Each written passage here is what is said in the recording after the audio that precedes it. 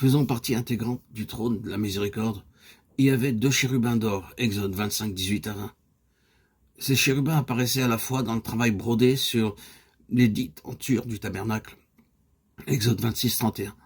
Les chérubins étaient présents dessus et devant le trône de miséricorde. Il ne nous est pas encore dit à quoi ils ressemblaient.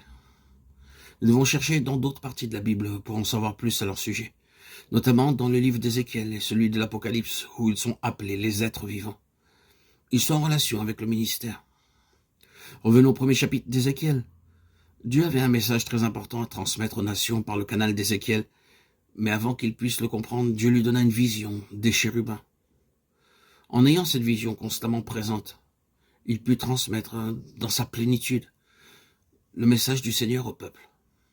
Nés de nouveau, nous avons aussi un ministère à remplir, et ce n'est qu'en apprenant la signification des chérubins que nous comprendrons la nature d'un tel ministère. Nous lisons dans Ézéchiel chapitre 1, verset 1, que le prophète était parmi les captifs, des hommes devenus esclaves à Babylone à cause de leur péché, de leur désobéissance et du péché de toute la nation. Il était près de la rivière de Kébar lorsque les cieux s'ouvrirent. Dieu lui montra pourquoi le peuple était devenu captif, comment il pouvait recouvrer ses possessions perdues et comment Dieu jugerait les nations. Nous lisons que la main de l'Éternel fut sur lui.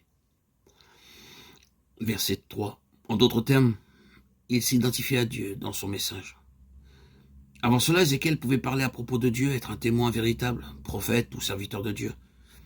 Il s'était identifié avec Dieu, et cette identification spirituelle lui fut montrée à travers la signification des chérubins.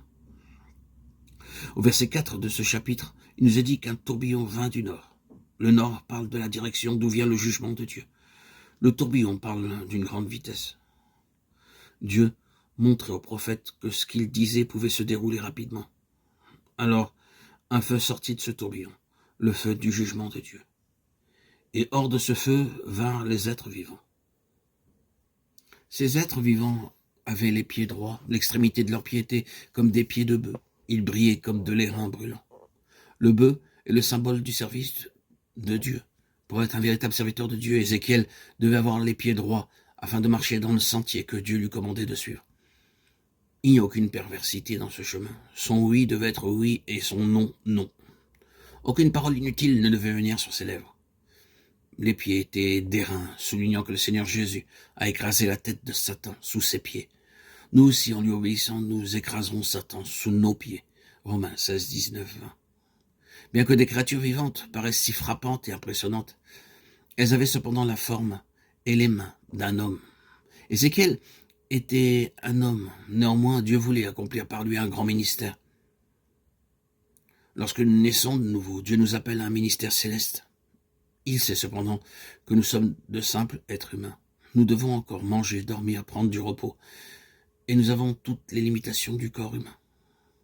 En dépit de cela, Dieu nous veut pour accomplir ses plans éternels.